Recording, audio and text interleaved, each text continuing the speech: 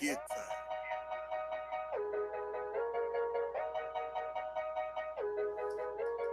Come up through the struggle, not too many get to tell. Got up and shook it off every time we ever fail. Why do we fall? So we can learn to pick ourselves back up. Transportation make you happy when your life a living hell. Sirens jump behind us praying we don't go to jail. Window skimp, 2 attempts, handed bands over. Sicko hit, shot and missed, Tudor stand over. Turn up! Breadwinner, huh? Look who in the building. Let me check my Instagram, I might be at 1 million. And I'm in. You out your mind, I'm out mine, bet not flinch wrong. I'm on my grind, rock supplying like the Flintstones. Reputation on the line and the clips long. They 9 to 5 slang at 9, you get blitzed on. I walked out on the driver, Luca Brasi. Bitch, I'm paid for up. I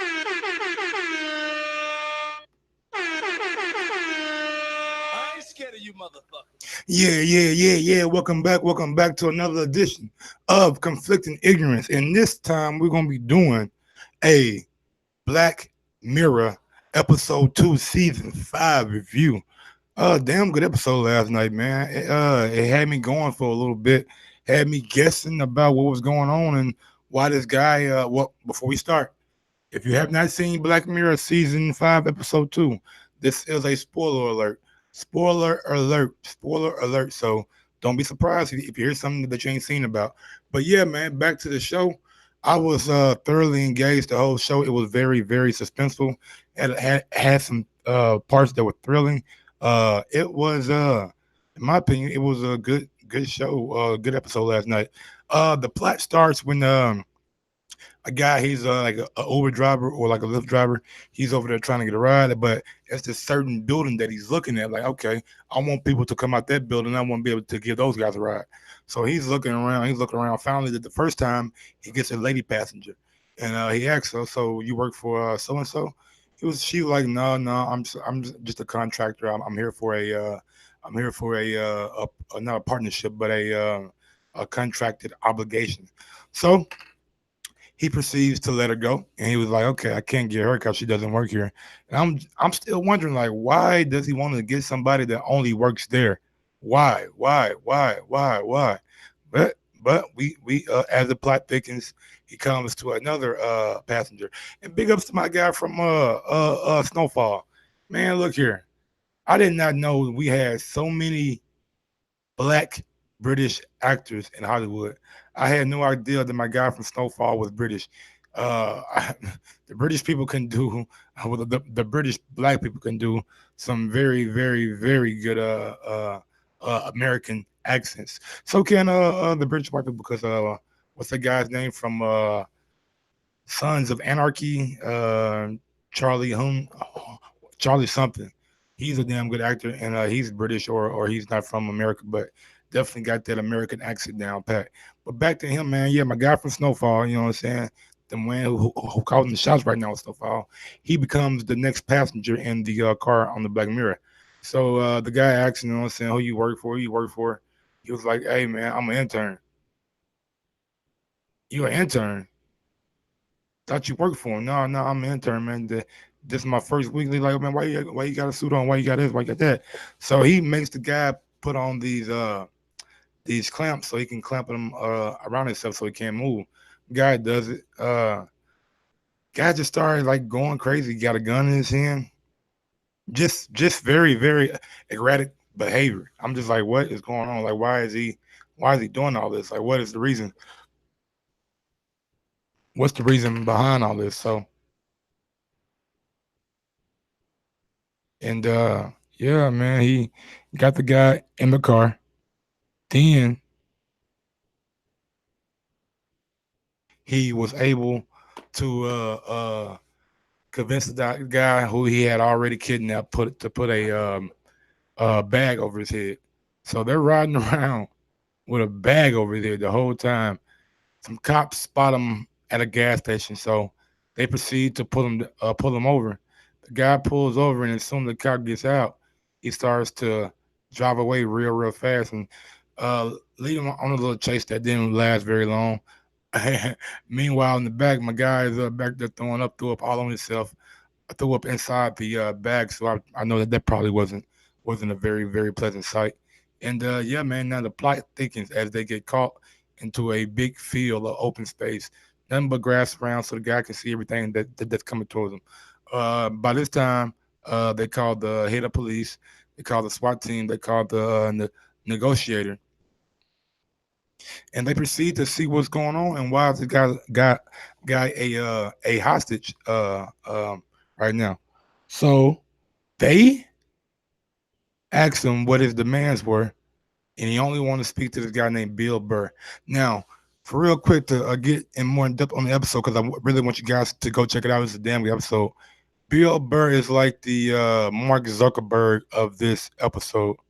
Everybody knows Mark Zuckerberg is the owner of Facebook, and this episode kind of circles around a website or a platform like Facebook where people interact, like, tag, and share pictures.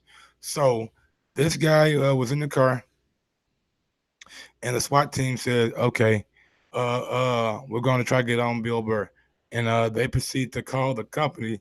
But by this time, the company had already called the FBI, and the FBI reached out to the police out in London, which was insane. That the company itself has that kind of influence and power that it can make the FBI really really move to their tune of that beat. Because if you watch the show, the FBI is definitely doing what they say and are being treated like they are a help and not the main source.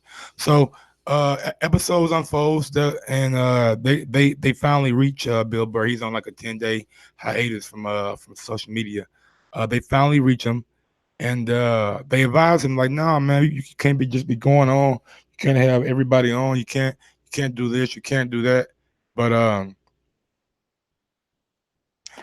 yeah, man, it's just it's crazy how Facebook or whatever this site was called on the show.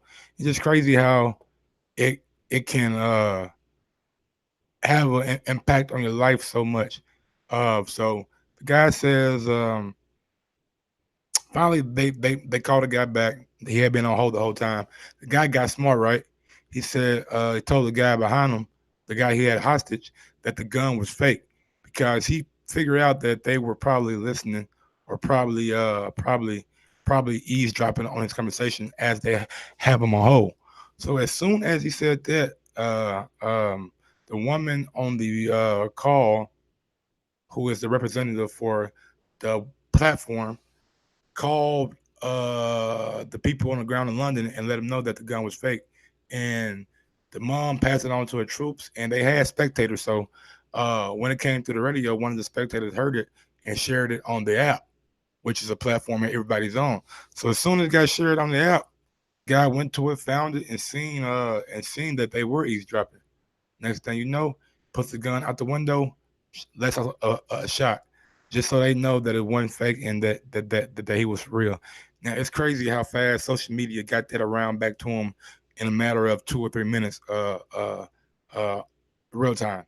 I thought that was really indicative of where we at now in the social media area, and it's crazy, man. It's crazy. I don't understand how platforms and things like that have such a big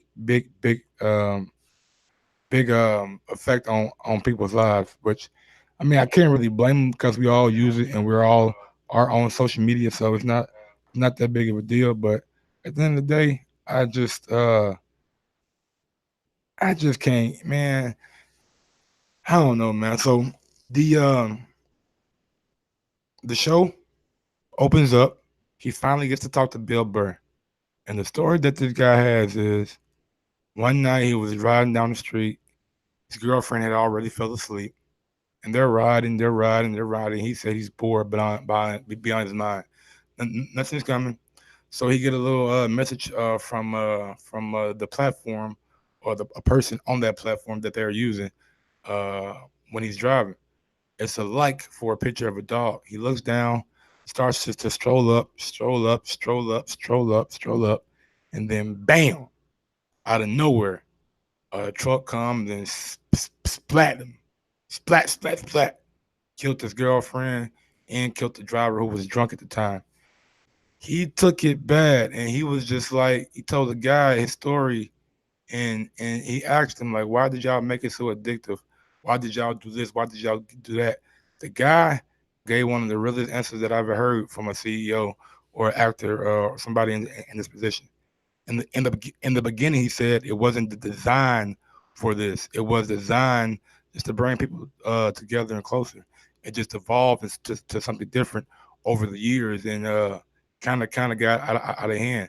We regulate departments just to keep people's interest at all time high peak. So there are algorithms and things that we use to and analytics that they use to keep people on the app, which I found, to be true because I heard that before, but for a guy just to break it down like that was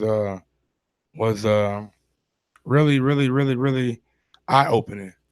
Uh, the moral of the story that I got from this episode is don't spend too much time in the virtual world and not enjoy what you have in the real world. Meaning, don't be on your phone, don't be on Facebook, don't be on Instagram, don't be on Twitter. It's cool to use all those things, but use them in moderation. Too much of one thing is never good for a person. And yeah, man, Black Mirror just showed that again last night. And oh yeah, I cannot stress to you enough. The guy did ask for one demand. He asked for a password that a girl he had been seeing has been trying to get in her daughter account for like over a year now, and she can never get into it. So his last parting wish before he got shot was him asking for a password for her. So very selfless guy. Kind of made you look at him like the hero in the story because he went up against a big business, big corporation, and really asked for change. And that's really all you can do, man. You can't really do or or or uh say too much else. But yeah, man, I thought it was a great episode. Great. Can't wait to watch episode 3 tomorrow or later on tonight. It's gonna be definitely another good episode. They're really doing a good job with the Black Mirror. I've been enjoying it. I'm a big fan of the show. Kind of reminds me of the Twilight Zone or with a little bit X Files maybe sprinkled in. But yeah, man, follow me on Twitter at Gross19. At Gross2312, or on Twitter at Gross1911. We'll be back with another show on this lovely platform. If you have any questions, anything like that, or if you want to be a part of the conversation one day, you want to call in and give me your opinion on one of these topics that we're gonna discuss. Give me add me on Skype. Add me on Skype at Mike Gross, MikeGross. That's Mike Gross on Skype. You can definitely be a part of the conversation. Until next time, man. Peace out. Yes, sir.